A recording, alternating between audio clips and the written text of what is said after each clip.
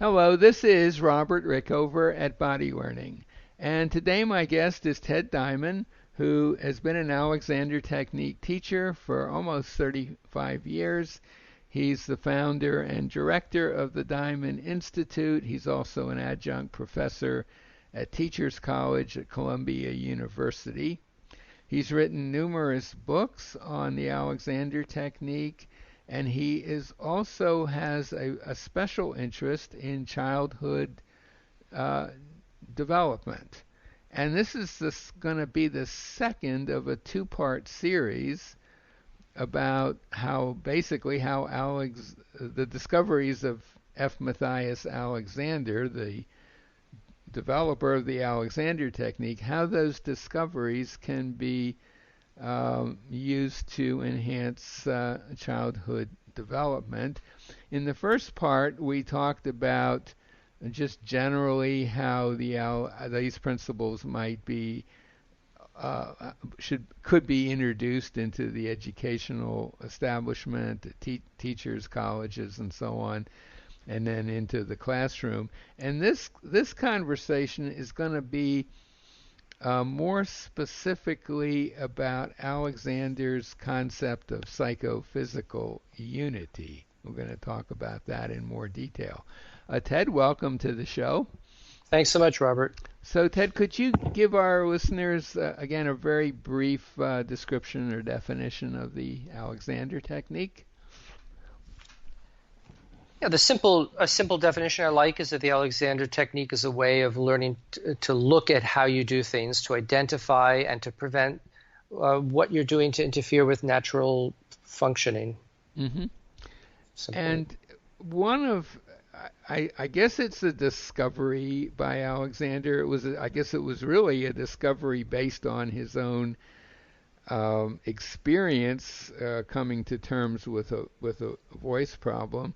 But he used the phrase psychophysical, all one word. And maybe you could say a thing or two about what he meant by that and what are some of the implications of that. Yeah, in Alexander's writings, he wrote 4 books, and all 4 of his books, he makes a point of assuring the reader that when it comes to mind and body, they can't be separated. And even experienced practitioners of his work can sometimes be confounded by the fact that he makes such a point of this and seems to stress it so highly. Mm-hmm. And I think one reason is because even in the simplest act, let's say of walking, it's very, very hard to really identify motor functioning or to describe that motor act separately from the decision to do something, the thoughts that are going on while you do that thing, the link between the thinking that's going on and the way you walk. It's really a complex act. Mm-hmm. And the reason this is so important to child development is because if you're working with a child and you're recognizing that their motor functioning is important, it's really hard to address their motor functioning if you're not also looking at this kind of larger behavioral element. And that's one reason why when we thought about ways of describing what aspect of child development this really is, where does this fall within the field of child development, we always came back to this idea that it's psychophysical functioning, it's psychophysical education. Mm-hmm. And then in the process of identifying that, I began to identify elements of a child's use, or how it uses its sensory motor system in behavior, elements that I think constitute psychophysical. Mm-hmm. So, just to get back to Alexander's own writing on the subject, I believe in one of his books, he says, I'm going to, in this chapter, use the term physical and the term mental from time to time, but I want it understood that I'm just saying that something is relatively more mental or relatively more physical, that the two can never really be separated. Um, they are really two sides of the same coin, as it were. Um, and I assume and I think the problem is that we don't have a good word for that totality function. A psychophysical sounds, I don't know, doesn't sound that appealing, I think, to some people. What do you, I mean, what's your experience with that? Yeah, there's no terminology that seems perfect, and it seems, uh, thinking dualistically is so embedded in our language that it Yeah, really is yeah, hard to find words. Yeah, but right. I love that idea that Alexander would say, well, there are some acts the mental predominates and some the physical predominates, Hmm. but no act is entirely mental or entirely physical. Absolutely true. Exactly, exactly. It's not really possible to have even a tiny little thought without some muscle fibers being innervated, right? I mean, that's just how Yeah, it yeah, works. yeah. Yeah. So, okay, so given that you can't really separate the two out, um, that that they're totally interconnected, but the thing that you might see more obviously in a child would be the physical aspect of their behavior. What are the implications then for how one might approach improving the quality of that if it seems like that's a good idea, given that the physical is really just is intertwined with the mental. I mean, what are the practical implications? I guess is what I'm asking here. I think the Well, I think one problem is that, yeah, as you say, if you're looking at a child and you're trying to identify what we're addressing, it looks, of course, you're looking at the child's body, so you say, well, it's a mainly physical problem. I think Hmm. one implication is that if you identify the problem purely as physical, you're really not going to address the whole problem. So Hmm. one example of that would be if a kid is writing. Here's this child at the desk writing in a harmful way. You see it as harmful posture. Children twist themselves when they write, and they overuse their shoulder and arm Hmm. muscles. Hmm. Hmm. Um, but it's really a behavioral problem in the sense um, that the child's writing is not well coordinated at the physical level, partly because they're preoccupied with their end, Hmm. partly because they've narrowed their attention, Hmm. partly because their behavior is a little bit uncontrolled. So when we understand what all those elements are, and I focus on kind of those three. The Hmm. physical motor system is one, the Hmm. behavioral component, which really is now talking about the mental physical pathway of activity, is Hmm. second, and the attention level is third. When you look at all three of those, then you could begin to identify an aspect of the child's development that really begins to give the child greater balance and poise in all activities. So you're not just looking at something postural or physical. You're really looking at something that goes more toward balanced behavior. Hmm.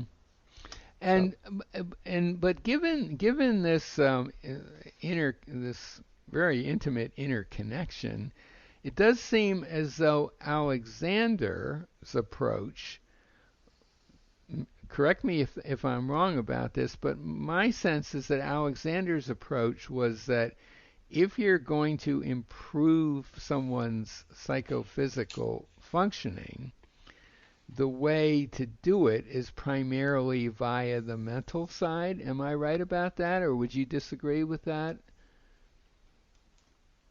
yeah, Change your thinking and then change the way you function, so to speak.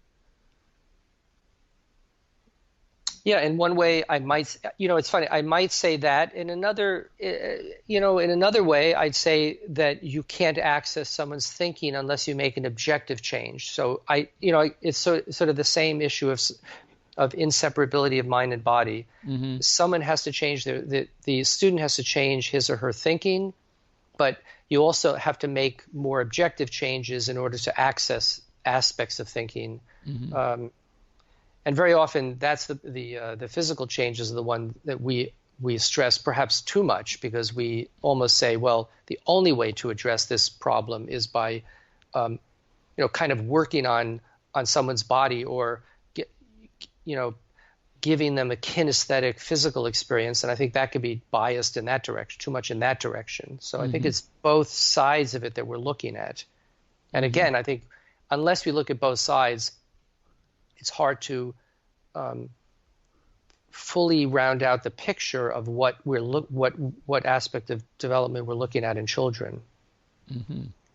So again, just I keep coming back to this question, but um, let's say that the ideas that you're wanting to get out there actually got out there as fully as you could imagine.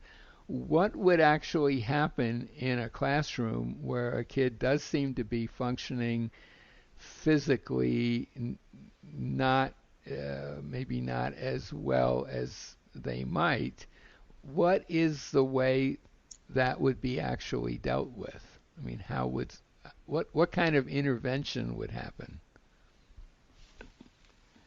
Well, one thing I've done in the past is I've introduced ways of working with kids so that they begin to incorporate their awareness of themselves into their into their classroom activities. Mm-hmm. So one very concrete way of looking at this is that kids, I love this idea of a morning meeting. I've been at my school. We've been doing this with the adults, with the students who are the adults who are training at the Diamond Institute.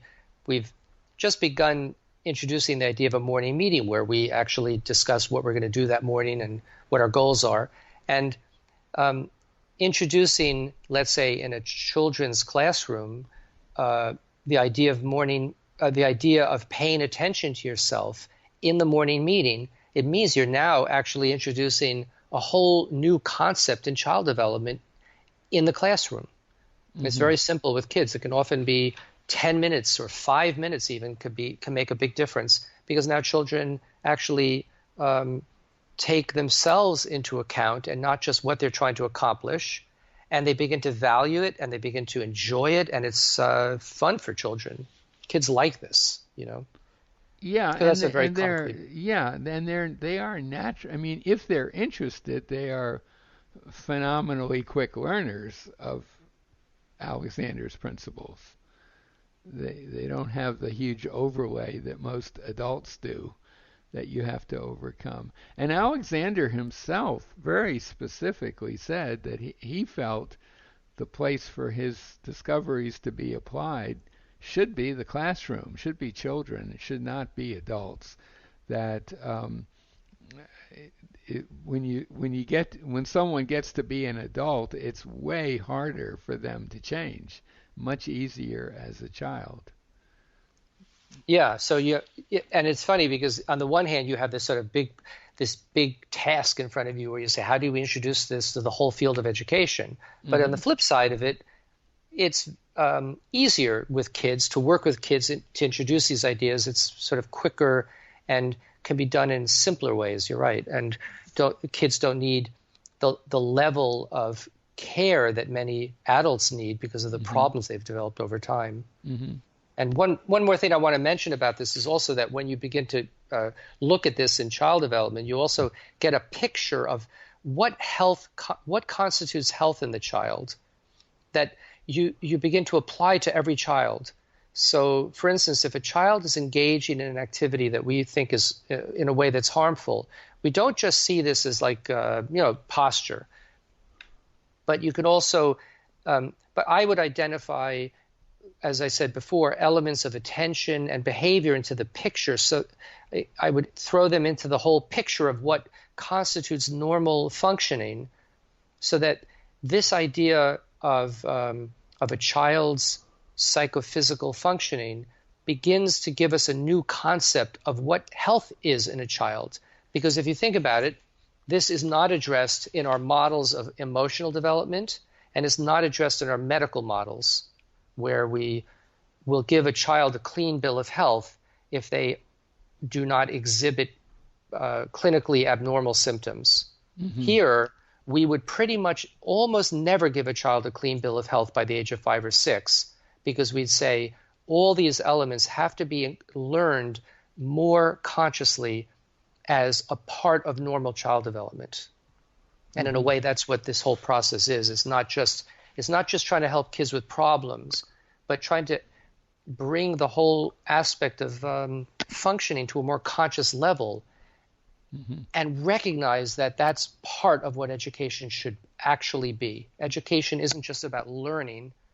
Education should also be about mastery of the self. To me, it's an Right. Right. aspect that's been sort of left out. And when you talked earlier about self-awareness, helping children develop self-awareness, you're really you're really talking about the way their thinking works, right? What they decide to attend to mentally. And does that veer at all into what are called Alexander technique directions in your view? Yes, absolutely. I mean, I would say it includes bodily poise and how the physical motor system, that's one of the three elements I mentioned, how Hmm. that system works. And in conjunction with that, how they're thinking and how they are organizing their thinking and their attention level. So all of these, but absolutely it would include directions, which, in which you want to teach to kids in an age appropriate way, less conceptual or less abstracted way, but Right. absolutely incorporating that into their sense of, when I'm Right. writing, I'm not just getting something done on the paper, but I'm also managing myself. And how do I do that? Again, we call that body thinking with young Right. kids. Right. And that's something that, as you say, the way of getting that idea out there to kids is going to be different than for adults. And so it seems to me that you have to have people. It's got to be done with people who are both comfortable working with children and understand them pretty well. And that may not be that certainly may not be just any old Alexander technique teacher, right? Right. I mean, a lot Yeah, of yeah. us, I certainly would be very cautious about working with small children because I don't feel I have that. I don't feel I'm on the right wavelength to do that almost Right. Yeah, and personally. yeah, You know, yeah, if, and in the same way that we need more theory to understand how this whole subject relates to child development, we also need more pedagogy. We need more hmm. ways of, in the same way that someone may specialize in working with musicians, Hmm. Hmm. and needs to have some expert or voice and Hmm. needs to have some expertise with that. We need to have expertise in working with children and look at ways of incorporating this in the classroom, which is partly what I'm doing with my doctoral student. We're going to go into the classroom and figure out ways of incorporating these ideas into classroom practice so that it becomes something that there have been people doing very nice work in this area, but not enough of us. So we're trying to contribute to that. Right, there is a long history of introducing Alexander's ideas into the classroom, starting with Alexander himself. He had Yep. a little Yep. school that I mean, he always wanted that to be more important than it was. And there have been numerous examples of teachers who've managed to get access to classrooms and so on. But my sense is that it's never really the quantity wise, it's never been all that much. It's been specific examples here and there. So, Yeah. and Yeah. your dream, I would take it, is that this would just be kind of there in a classroom. It would just be a part of the whole classroom, the typical classroom experience for young children. Yes. I mean, I, Right. I think what Alexander discovered is every bit as important to a child's development as what, the early cognitive scientists were discovering about cognition. Mm-hmm. And it's based on, his work is based on really brilliant and groundbreaking discoveries about how a child or adult functions. Mm-hmm. And if we properly introduce those ideas into the field, we would never look back, because we would see it as being, we would be consider ourselves to be remiss not to include this in our conception of child development. And that's my goal, is to get to that point where we look back and wonder how we could possibly have ignored this for so long. Yeah, I agree totally with that. I'm thinking about. Are you familiar with the writings of Alice Miller about childhood education in the Mm. 19th century, Yep. where people with perfectly good intentions did really crazy stuff to their kids, Yes. crazy making stuff to their kids, and they thought that was, the idea the kid was a little savage, and you had to, make him terrified of you, and all that. And people look back on that now and think, how crazy was that? Why didn't anyone recognize that that Mm. was crazy? And I would think that if your dream came to be, a generation later, people would look back and say, how crazy were they in, you know, the early 21st century, still not paying attention to this?